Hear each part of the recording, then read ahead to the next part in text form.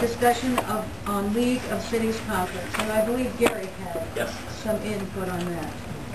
The first meeting I attended was Leading in Tough Times, which was the same one that Barb went to, so she handled that one quite well, so I didn't go for it. The second one I hit was Designing and Building Your City. This session will provide small cities with information on how to successfully plan for public improvement projects.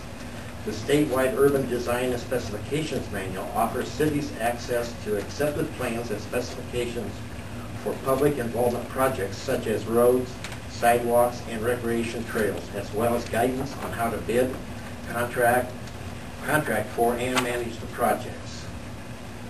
This program can save your city money and ensure its infrastructure is built soundly. I found this, are we on SUDA? S-U-D? SUDA. SUDAS, yeah? SUDA. Do we have a manual on that? That's what this is about. S-U-D-A-S. And what's that short for?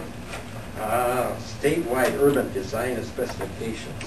I'll have to take a look, Gary. I've never heard anybody ever talk about it, but it wouldn't hurt to look at it. It's more for bigger cities. Is that what it's designed more for? Well, the manuals can be picked up on the internet free. If you order one, it's $40. So I was kind of, but it was awfully good because it takes you through the design phase, the bidding phase, the contracting phase, and the project management phase.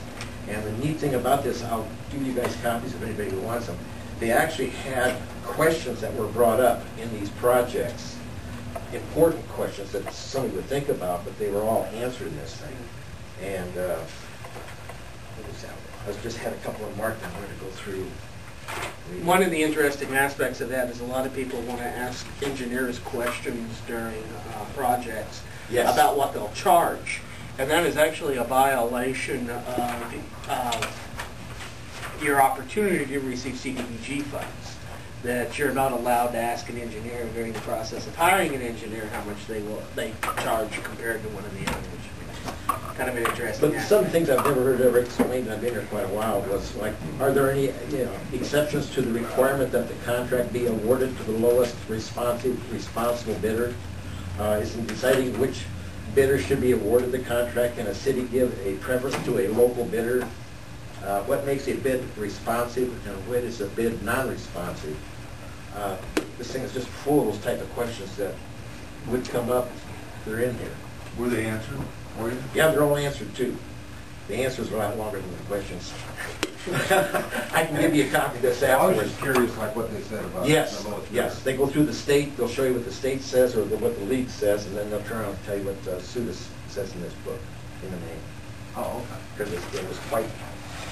A lot of times you'll find that different people have different opinions on what the answer to that question is. Iowa State Policy Administration will have a different opinion from the state, who might have a different opinion from the league on what the answer is. Yeah, because one of these guys that presented was a general counsel for the Iowa League of Cities, and one was with Snyder and Associates out of Hankton. I went to that as well. That's one you went to too?